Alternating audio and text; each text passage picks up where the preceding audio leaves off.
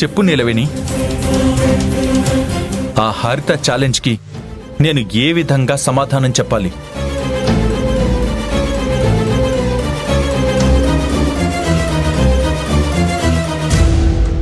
నేను అమెరికాకి వెళ్తాను తారక్ సార్.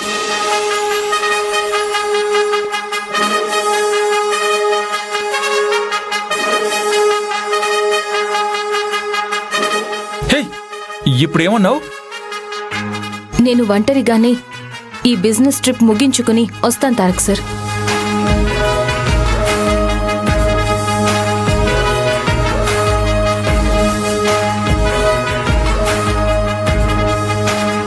ఇది నిలవేణి, ఇది నేను నీ నుంచి కోరుకున్నది.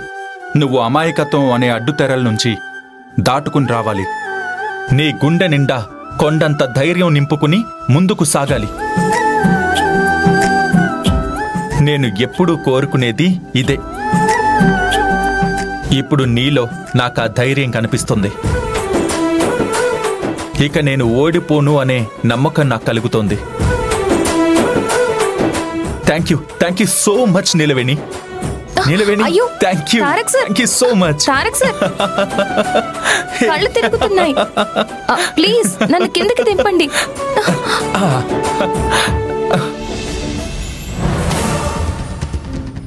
నేను కూడా వస్తాను అంటే కూడా నువ్వు అమెరికాకి రానన్న దానివి ఇప్పుడు ఒంటరిగా వెళ్ళడానికి సిద్ధపడుతున్నావు.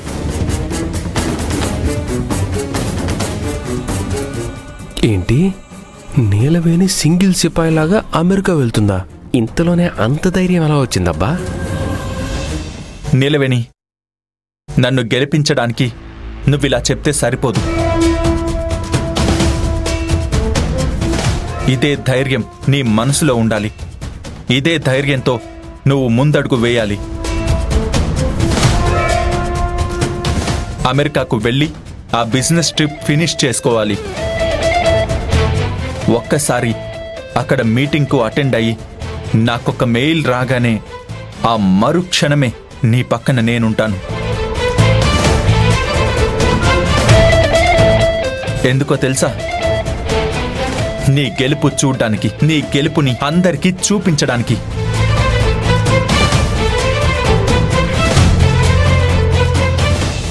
మా అమ్మర్ది మామూలోడు కాదు, పెళ్ళాన్ని బాగానే ఉసుగొలుపుతున్నాడు.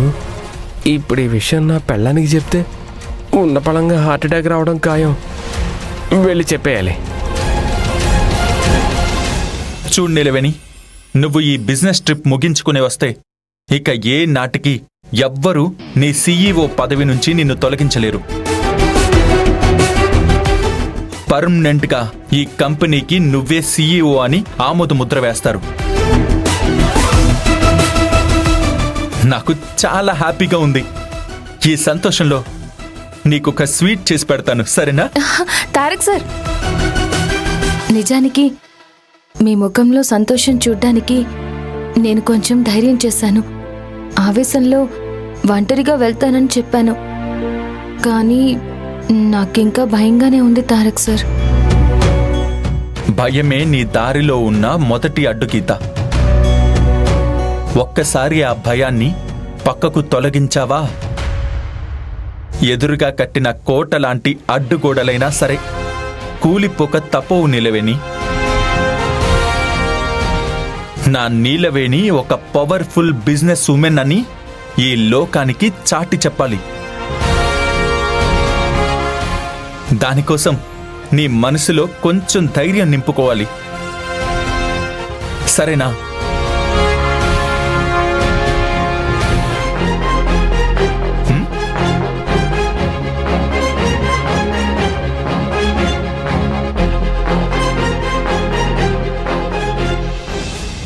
అమ్మో, నీలవేణి ఒంటరిగా అమెరికా ప్రయాణం చేస్తుందంటే కాంచన ఖచ్చితంగా కడుపు మండిపోవడమో గుండె పేలిపోవడమో జరుగుతుంది.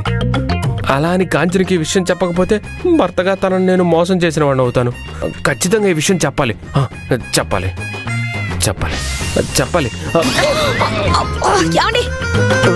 ఆగండి. కాంచన, నువ్వు ఇక్కడున్నావా? నీకోసం వస్తున్నా. ఏమైందండి? కళ్ళ గంతలు కట్టిన దున్నపోతులాగా అలా దూసుకుపోతున్నారు.